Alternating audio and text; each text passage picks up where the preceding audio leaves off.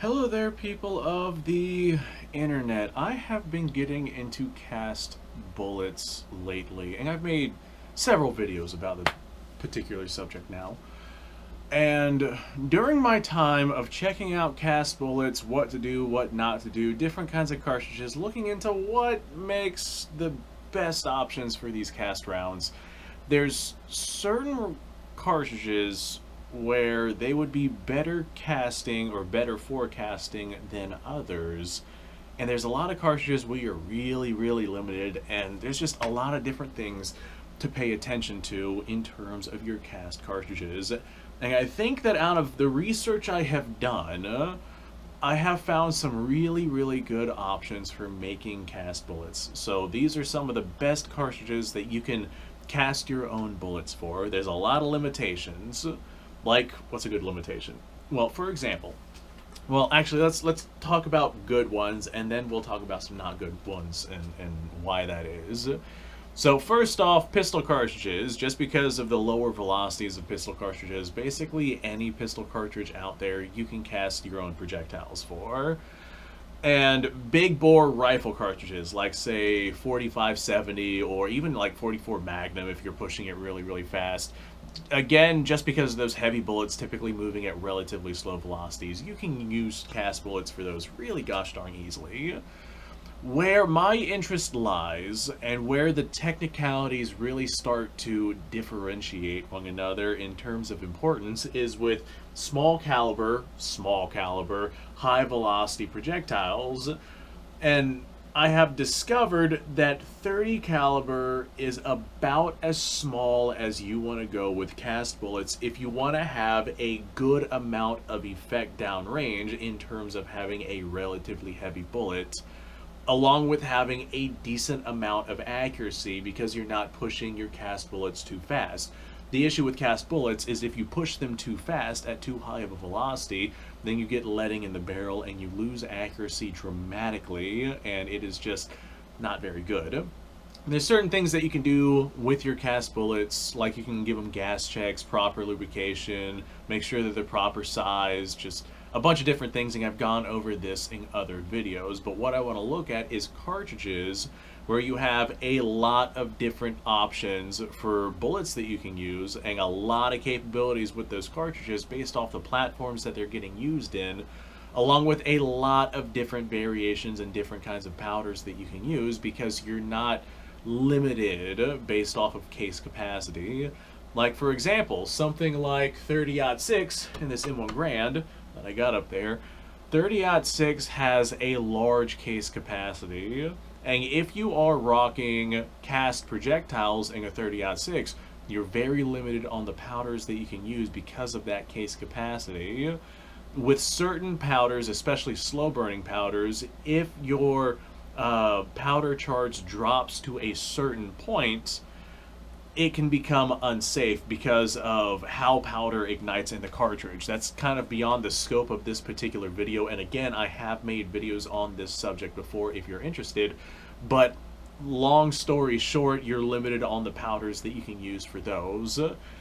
Now, if you're wanting to keep within the realm of that necessary velocity to stop letting inside of your barrel from these cast bullets, you're typically wanting to keep it around 2,000 feet per second with proper hard cast bullets and proper everything else.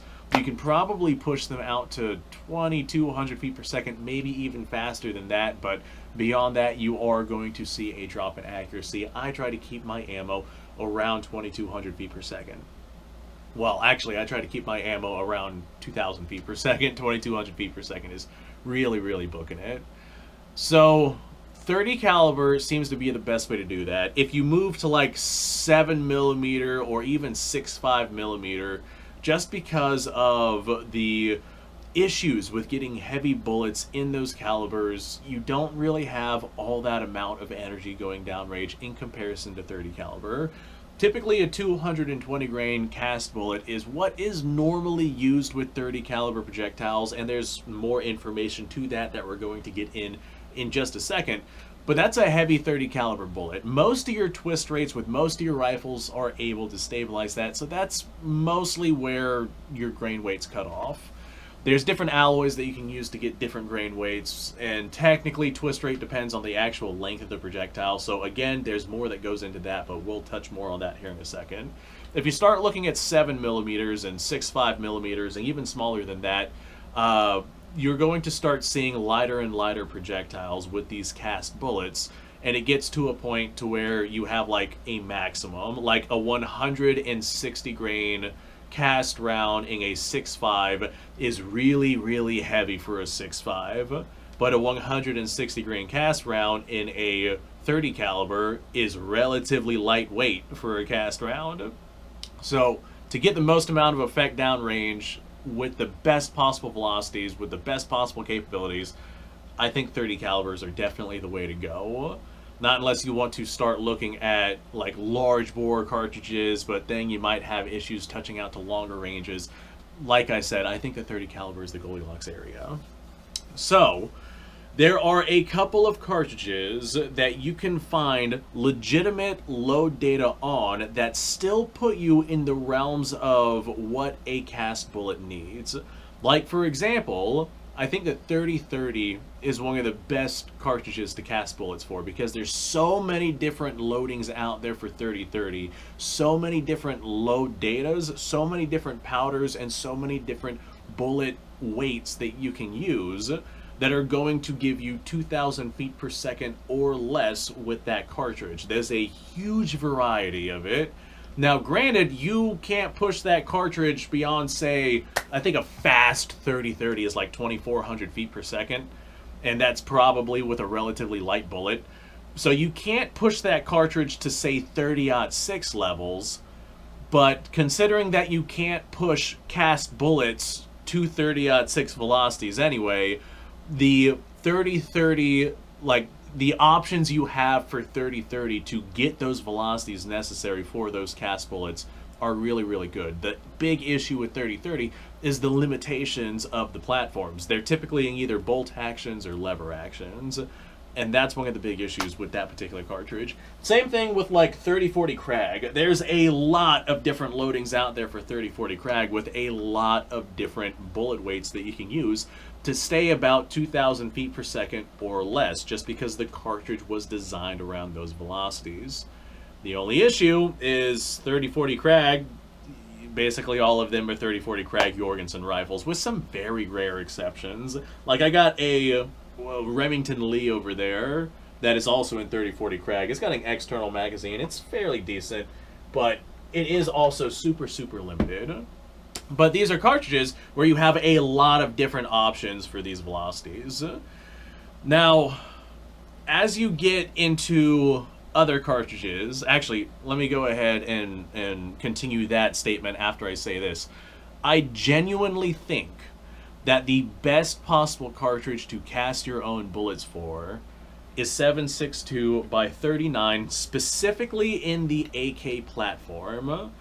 Now, I'm sure some people are going to bring up 300 Blackout, because there's a lot of different loadings that you can cast for 300 Blackout as well, and you can get a lot of capability from that cartridge while running it through a much more familiar, much more American-style AR platform of rifle. But I have messed around with 300 Blackout cast projectiles before, and the issue is that the teeth of how the locking system inside the AR system works, there's a lot of teeth around where the locking lugs lock into. And I have had issues with those locking surfaces tearing up a cast projectile. They're just designed for jacketed projectiles where you're not going to have much of an issue. But if you have a cast round that kind of scrapes its way through those teeth, you might potentially have issues. Maybe not if you have like a super hard cast bullet, but I have personally had issues with that round being cast and tearing up those projectiles, and that tears up your accuracy downrange. So 300 Blackout definitely has a lot of potential, but there's more finicky things that you got to pay attention to, especially in terms of the hardness of your bullet. 7.62 by 39 from an AK, you don't have those issues. It's just basically a straight ramp right up into the chamber, and you can get away with a lot with 7.62 by 39. Typically, your cast projectiles for 7.62 by 39 are going to be anywhere from like a 150 to 155 That's typically about your lightest cast rounds that you're going to find, all the way up to 200 grain projectiles. And the beauty about the 7.62x39 cartridge is basically all of your loadings that are in that category, like in those bullet weights, are going to be well under 2,000 feet per second, which means that you can use cast bullets with just regular loadings with that ammunition without any problem or any worry. And on top of that, you have yourself a self-loading semi-automatic rifle that you can run these rounds in. So you have the capabilities of full power 7.62x39, and I get that it's an intermediate cartridge. It's not exactly 308 levels of power, but you have the capability of a semi-auto platform, and that is what I really, really like about casting loads for 7.62x39, and that is why I genuinely believe that it is one of the best cartridges to cast for. Just because you have the capabilities of a semi-auto platform with relative accuracy. There's a lot that goes into accuracy with these particular cartridges, and you don't have to worry about the limitations of 300 blackout through an AR platform. Or if you want to go out and say cast 223, 223 gets its effectiveness from velocity. And if you cast 223 and you can't get velocity because of the nature of cast bullets, guess what? You basically ruin the effectiveness of 223 as opposed to something like 7.62x39.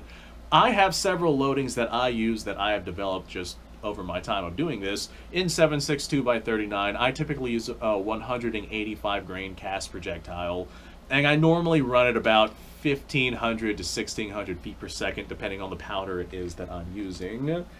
And that is a relatively heavy bullet, especially for the cartridge, traveling at a reasonably respectable velocity. As a matter of fact, I was out doing some testing with this, and I clanked some AR 550 steel with that 185 grain cast projectile, and not only was it accurate, but it dented the steel, so that tells me it's a pretty gosh darn hard-hitting round. Now, a little caveat. I do want to say that 308, do I have my 308 rifle here? Yeah, right here. 308 is also a really good contender for casting bullets for, just because of, well, you have a good number of different bullet weights that you can use with a good number of different powder options that you can use to keep the velocity of that projectile under 2,000 feet per second or under the 2,200 feet per second mark. I try to keep mine around 2,000 feet per second. But there's a lot of different options for 308 and a lot of different bullet weights for 308 for getting that velocity that you're looking for.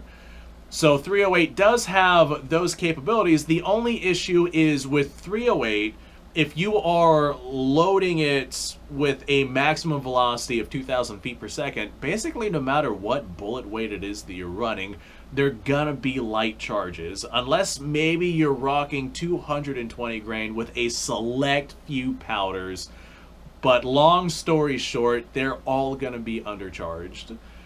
So if you are loading 308 with cast bullets, odds are it is a reduced load round. And the big issue with that is it's probably not going to cycle in a semi-auto platform. You can run it in bolt actions all day long, and you can get some really good effect down on target. Like if I were to load 308 with those 185 grain projectiles, I'd probably size them down to a 319 or a 309 projectile versus the 311 that they currently are for my AK platform. But if I were to run 185 grain bullets in 308, I could probably get about 2,000 feet per second out of it without much issue. Of course, like I said, that's a reduced load. I don't expect that to cycle in AR-10, which again, we would have issues with those locking lugs. I don't expect it to cycle in my G3, which is a roller delayed system. I don't expect it to cycle in, say, an FAL, or insert your choice of other style of semi-auto rifle here.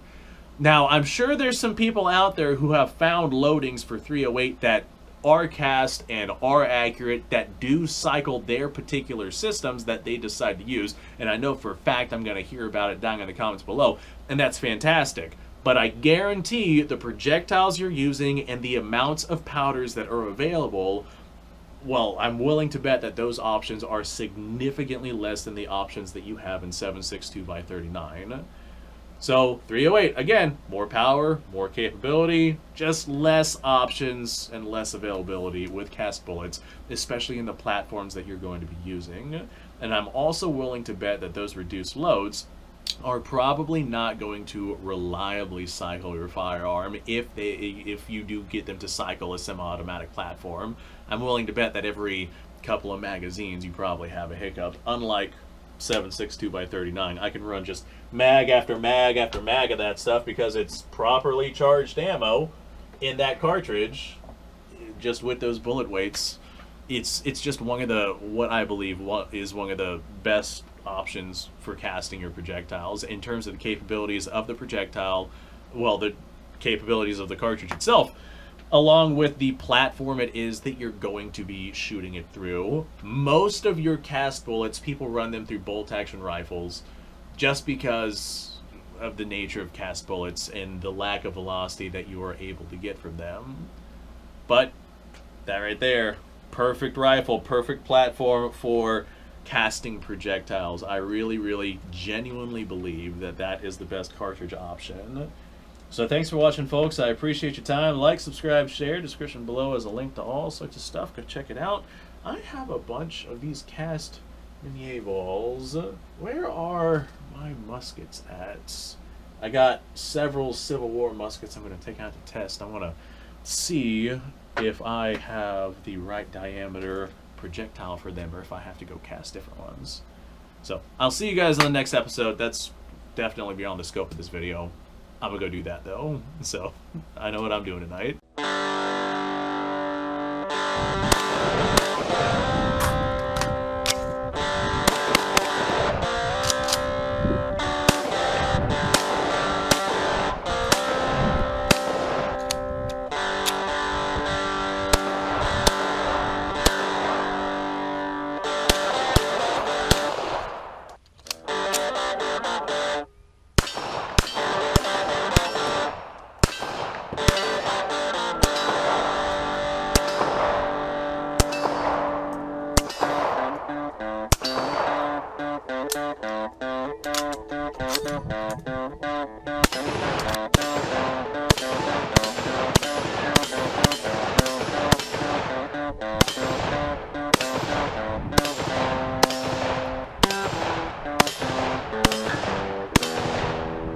Been a little while since I've done this.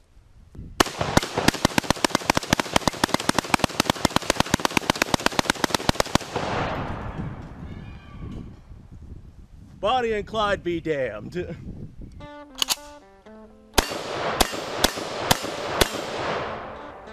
Poor man's Garrett.